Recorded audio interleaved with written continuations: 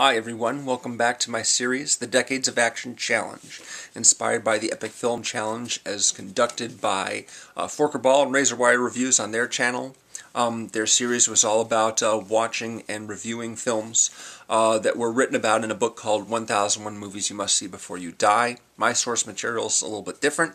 It's an essay series on avclub.com by a writer named Tom Breihan called A History of Violence, in which he picks the most important action movie of each year, starting with Bullet, starring Steve McQueen in 1968, and moving forward 50 years to the present. I'm not 100% sure he'll pick a film from this year, 2017, but he might, and if he does, it'll be an even 50. We have reached the halfway point in the year, and this is the halfway point in this series. This is the 25th movie. 1992, Hard Boiled, directed by John Woo. And so from here on out, it's going to be, the rest of the 90s and the years to follow after that. That'll be what I'll be doing every Friday. I've got a double feature coming up because I'm technically a week behind. I'm going to be doing 1995 and 1996 in 1 week because I need to get caught up, and both movies are by the same director. So, as I said, Breihan is picking what he considers to be the most important action movie of each year, the one that's most influential, the most impactful culturally, I guess you could say. And he openly admits in his essay for Hard Boiled that Hard Boiled really doesn't fit into this because it's not as influential as, say, The Killer, which was the 1989 film that he picked, which is also directed by John Woo. And that's primarily because at the time Hard Boiled actually, went out into the world, Woo had already, started making his American films. The first one was Hard Target with Jean-Claude Van Damme, which came out a year after Hard Boiled in like August of '93. So he was already, kind of out the door as far as Hong Kong movies. And when I went to see this movie, I went with a friend to see it in a university theater in the city in Chicago. And afterwards, we were kind of talking about the movie, and he said that he felt that John Woo really sort of like, left everything on the dance floor, as it were. Just like, had this huge blowout with this last movie before he went to the States. It really did feel that way because this movie is just so incredibly over the top. Breihan picked this movie, as he says, because he feels that John Woo is the greatest action movie director to ever live, and this is his greatest action movie. Not that this, Hard Boiled, is the greatest action movie ever made. He sort of is leaning in the direction of Die Hard, at least, when he wrote about Die Hard for 1988, he said that this could be the greatest action movie ever made. But Hard Boiled's a close contender. He says that anybody who makes a top 5 action movies list that doesn't have Hard Boiled, their top 5 basically sucks. And of course, Breihan and I have different tastes. I am not the fan of Hard Boiled that he is. I really enjoyed rewatching The Killer. Hard Boiled, not as much. That's because it is so incredibly excessive. Too much of anything is a bad thing, and this movie has a little bit too much of the stuff that you go to for a John Woo movie, which is all the action and the gunfights and everything like that. A little bit about the story. Chow Yun-Fat, who played the lead character, the assassin, the killer, he is the main character in this movie as well. This time he is a cop who's nicknamed Tequila, who is working to bust triads in Hong Kong. He was working to take down a guy named Johnny Wong. I've got a few names written down here. And he's having to deal with one guy who's migrating from one triad to the other. There's one that's run by a guy named Uncle Hoi, and this character Alan, who's played by Tony Leung, he's working for Uncle Hoi, but then he is recruited by Johnny Wong. Johnny Wong is much younger than Uncle Hoi, and he's also way, way more dangerous. He kills indiscriminately. He's a very vicious type. Alan basically is been told by Johnny Wong, listen, we're going to take this guy down. We're going to take down Uncle Hoi, and I want you on my side. And if you're with me, then you're with me, great. But if not, you better watch out, because you're going to be in trouble. So he migrates over. And meanwhile, Tequila, whose partner got killed by one of Johnny Wong's men, in the first scene of the movie, in the big shootout. In the first scene of the movie. He's very intent on taking Johnny Wong down, and he knows this guy, Alan, is working at the Triads, and so, he's looking to take him down as well. But what he doesn't know, what Tequila doesn't know, is that Alan is actually an undercover cop, and that he's been sending coded messages to his boss, Superintendent Superintendent Pang, who also is Tequila's boss. So the captain, basically, the police captain, is telling Tequila, back off from this guy, but he wasn't say why. Eventually, Tequila does figure out that Alan is, a cop like him. So then they end up kind of working together. Now, the first half of the movie basically is Tequila figuring all this out, and Alan, moving in the crime circles.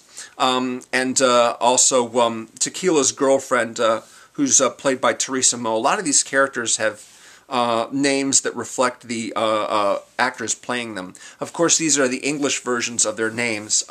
Teresa Chang is the actress playing a character... No, I'm sorry. Teresa Mo is an actress playing a character named Teresa Chang. And then you've got Kwan Hoi-Shan, who plays Uncle Hoi. And then you've got Anthony Wong, who plays Johnny Wong. And, it's all a little confusing to someone like me, who, doesn't really know the actors all that well. But in any case, what they discover is that Johnny Wong is a big-time arms dealer, and that's basically his primary revenue. He's not a drug dealer, he's an arms dealer. He deals in guns and explosives, and he's got this huge cache hidden away somewhere. And Tequila and Alan are both trying to find it. Alan wants to take down Johnny Wong too, but he needs to know exactly where his weapon store is. And eventually they discover, after a few, sneaking around and finding information and getting into a few gunfights, they discover that it's located in a hospital. And the hospital basically has this sort of underground facility, basically. It's like a giant safe that you have to, know the code to get into, with all these weapons and explosives in it.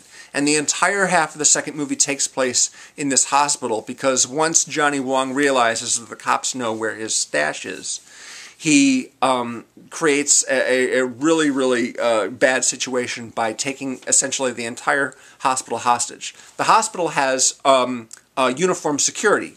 But the security guys are actually all working for Johnny Wong. They're not there to protect the patients and the doctors. They're there to protect the weapons store and to keep everyone from interfering with that.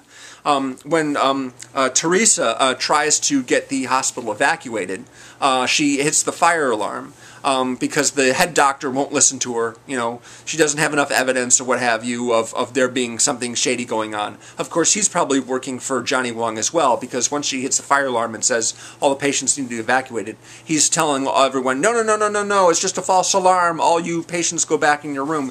And once, everyone stops listening to the doctor and tries to eventually evacuate, then the security, who are supposed to be protecting the patients but actually working for Johnny Wong, they start actively, killing off patients and doctors and what have you, trying to keep everyone inside, because all these people are hostages, as insurance to keep the cops away. If they threaten all the innocent people inside the hospital, the cops won't make a move on the facility.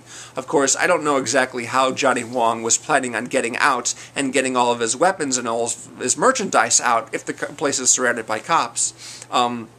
But apparently that's neither here nor there, because what really matters here is the action, the incredible scale of the action, and there's just endless gunfights in this movie. The first half of the movie, like I said, is broken up between action scenes and dialogue scenes, but the second half is basically one big long action scene from beginning to end, and it does get a bit much after a while.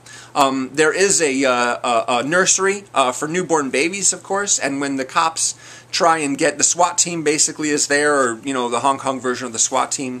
They're trying to get the babies, the newborn babies, out of the hospital. Of course, Johnny Wong doesn't want any patients, including the babies, to leave the hospital because they're essentially protecting him as human collateral. So when a staircase gets set on fire, the SWAT guys are trying to rappel out of the window, out of the second floor or third floor window nursery and get the babies in their little bassinets down to the ground to safety, Johnny Wong's men are leaning out the windows and shooting at the cops, even though the cops aren't shooting at them. I'm just sort of baffled by the fact that so many of these minions, so many of these hired guns are willing to shoot cops that are only just trying to get babies out.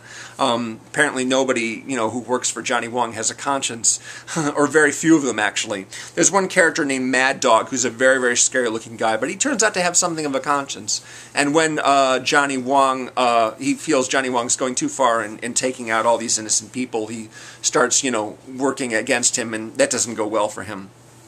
Anyway, so yeah, like I said, there's lots and lots and lots and lots of action in this movie.